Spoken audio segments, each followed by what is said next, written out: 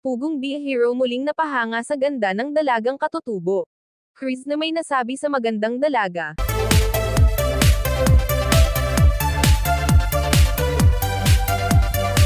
Mga kababayan, bago ang lahat, ako ay babati ng isang mapagpalang araw at gabi sa lahat. At naway nasa mabuti kayong kalagayan sa mga oras na ito. Sa mga nakaraang upload ni Pugong Be a Hero, nagbiyahe sila mula sa Davao papuntang Agusan del Sur, para bisitahin nila ang isang sitio na may 85 na bahay.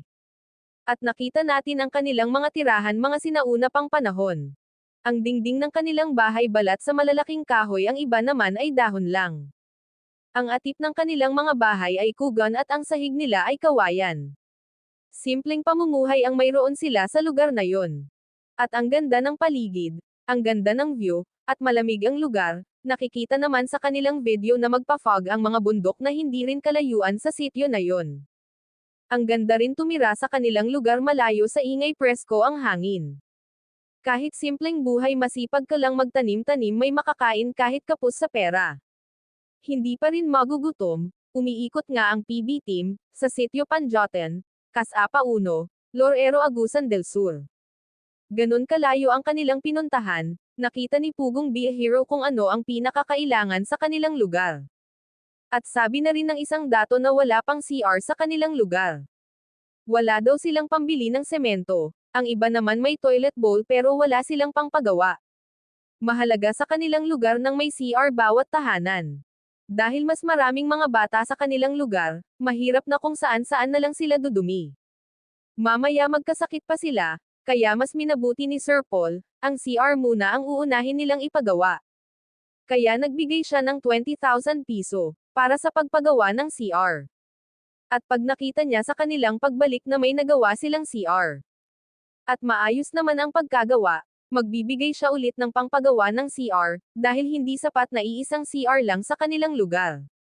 At habang nag-iikot, marami silang nakasalamuhan ng mga taga roon. Sobra silang namangha sa mga style ng kanilang mga bahay, halos magkapariho ang itsura nito. Yung iba naman ang taas ng haligi ng kanilang bahay pero ang liliit ng mga kahoy na ginamit nila. At may ginagawa din silang bahay-bahay, pag may malakas na bagyo, may mapagtaguan na mas ligtas sila. Pero nakakatakot pa rin, baka may ahas na papasok, kaya ilipad sa hangin ang atip o trapal na ginagamit nilang dingding. Pero sabi nila mas ligtas sila pag may malakas na bagyo. Habang nag-ikot-ikot sila, may nakita silang gumagawa ng lubid, isang magandang dalaga. At napahanga si Pugong Be a Hero, sa ganda ni Mean. Siya ay 16-year-old, at nag-aaral din siya, kahit walang baon sa pagpasok sa school, hirap sa pang-araw-araw na pagkain nila, pero hindi siya sumuko. Patuloy pa rin siya sa kanyang pag-aaral, at hindi rin sumagi sa kanyang isipan na mag-asawa siya. At may pangarap din siyang maging teacher balang araw. Para makatulong din sa kanyang mga magulang, ang mga magulang naman niya ay nakikihornal lang para may pangbili ng pagkain nila. At inabutan nga ni Pugong Be a Hero ng tulong at nagpapasalamat siya. Nag-usap naman sila Krishna at may mahalagang payo si Krishna sa kanya. Na kahit mahirap ang buhay nila, huwag susuko gawing inspirasyon ang kahirapan sa buhay at pamilya. Huwag daw mag-boyfriend, unahin ang pag-aaral niya, na kahit daw siya ay napag-iwanan na rin. Kasi hindi nga siya nakatapos sa pag-aaral dahil sa hirap na rin ng buhay nila.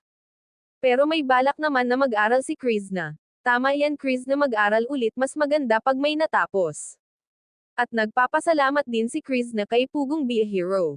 Dahil nakilala siya ni Sir Paul, dumating na ang pagkakataon, kaya wag sayangin. Ingat po sa inyong mission PB Team Davao. Maraming salamat sa pagsuporta mga kababayan. Mga kababayan, lagi nating subaybayan ang mga vlog ni Pugong Be a Hero, at PB Team, para mas lumawak pa ang kanilang pagtulong sa higit na nangangailangan, and please don't skip ads. Maraming salamat sa inyong suporta mga kababayan.